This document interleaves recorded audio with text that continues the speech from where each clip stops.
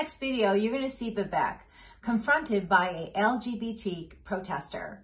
And as he's trying to talk, she shouts him down. See how he handles it. Check it out. Give me the hard questions. LGBTQ. What's up? You heard me. I actually didn't. LGBTQ. Yep, what about it? Yeah, you just said there was nothing about transgender. Yeah, so how about this? I give you the mic, and we hear what you have to say. And then I'm going to answer you, and you'll hear what I have to say, what everybody else here has to say. Does that sound like a good deal? I don't need the mic. Yes. I can speak louder. Well, stand up. Tell me your name, and state your question. My name's Alexis Case, and I grew up here. Okay. In this town. LGBTQ is a serious situation in this world today.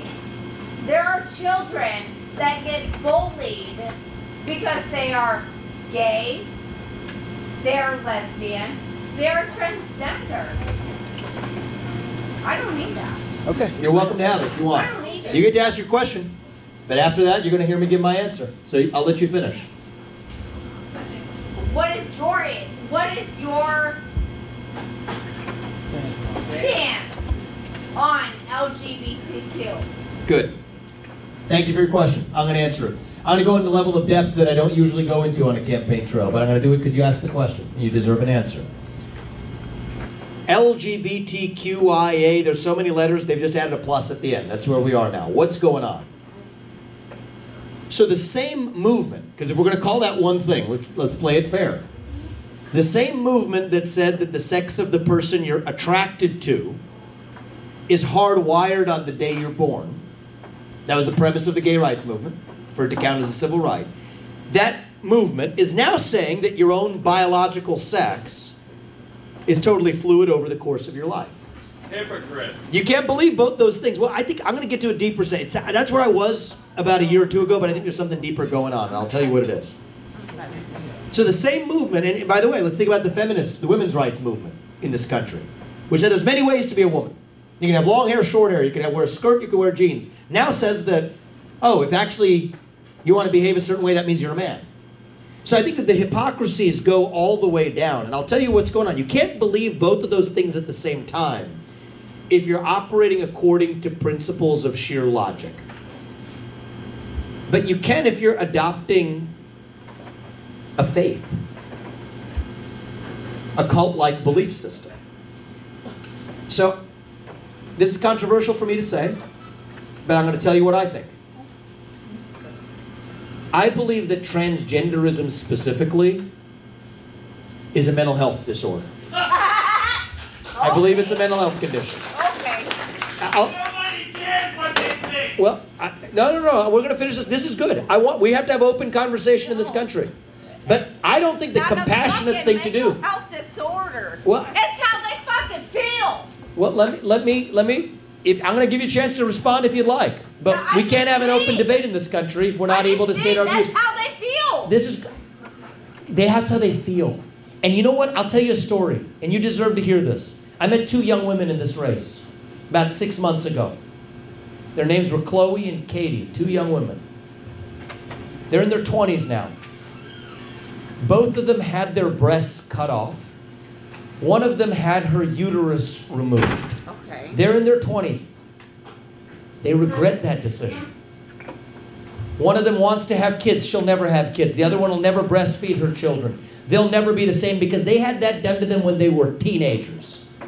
So no, when a young person shows up and says, my gender doesn't match my biological sex, they're asking for help. But you just said 20. That's not teenage. They happened to them when one girl was 13 when it happened to her. She's in her 20s now and regrets it. This is what's wrong in this country. We will look back at this and say this was barbaric that we allowed this to happen in this country. That is not compassion. That is cruelty. No, we have to stand for what is true. And so I promise you, you will have a chance to respond. I'm going to keep my promise. You tell me. This is good. We don't do this enough in our country anymore. Open conversation. Tell me. I was a child when I knew that I was gay. Not the fact that I wanted to change my gender, but living here in this town, I knew that I wanted, that I was a lesbian, that I was attracted to females. And you know what's But I had to hide it.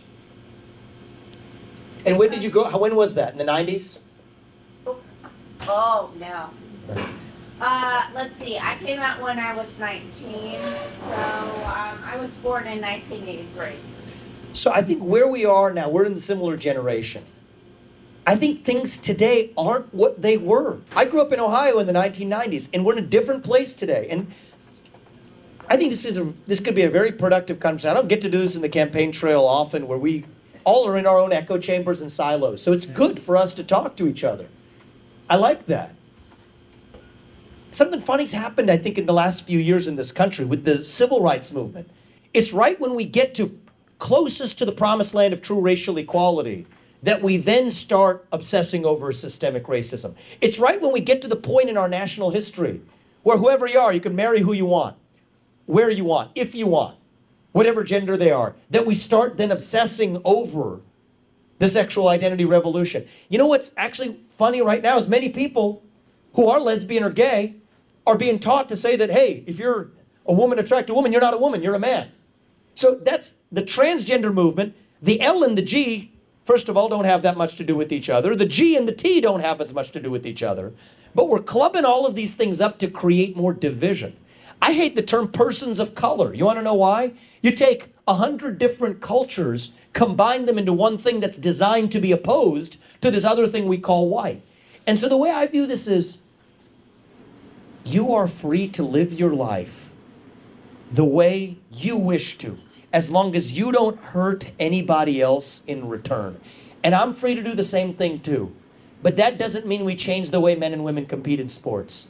That doesn't mean we change the way men and women. I don't think that just because you identify as a man doesn't mean that you're entitled to a trophy. You agree? Do you agree with me on that? That's different. You agree with me on that? I get you. I get You agree with me on that? All right. get you. That's different. Because men shouldn't be swimming with women in women's sports competitions. Thank you.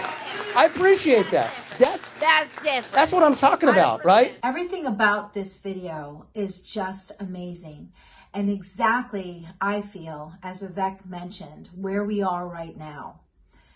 Whenever in our time we try to make progress, accepting those who want to be gay, those who want to be lesbian, and live their lives the way they want to live it, once we accept that, the liberals take it to another extreme, and another extreme, and another extreme that just divides us totally.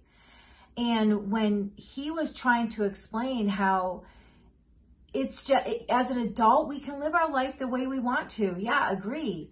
But to have a 13-year-old, that story about the 13-year-old, you know, having her breast cut off and not being able to breastfeed and regretting it when she turned 20, that is so many more stories that are happening right now. Because for some reason, not just liberals, not just the teachers in the school system who believe it's okay if a child comes to them and says that they think they're the opposite sex that they were born with, and then they encourage that and they move them in that direction. Not just those teachers, not just the faculty, not just the principals, not just the board. All those people and their parents who do allow it are allowing our children to just change their sex at an age where they can't even comprehend. They're trying to understand their bodies. They're trying to understand the world. Now, we do have parents fighting this. We do have people standing against it, as Vivek mentioned. But we don't have enough. We need more people and those parents who are saying, no, you cannot do this without my consent.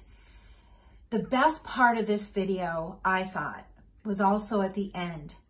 When she was so nice, like she was very open-minded. She started shouting in the beginning, but she stayed. That was amazing to listen to Vivek. And when she agreed with him that you can be a lesbian, you can be gay, but to say now that you can compete in the sex that you're saying you are in their sports or go into their bathrooms, she was totally against that. I mean, that was awesome to see them fist bump and come to that common agreement on a topic that's just so sensitive right now, and horrific things are happening to our children with. So that was kind of cool to see that.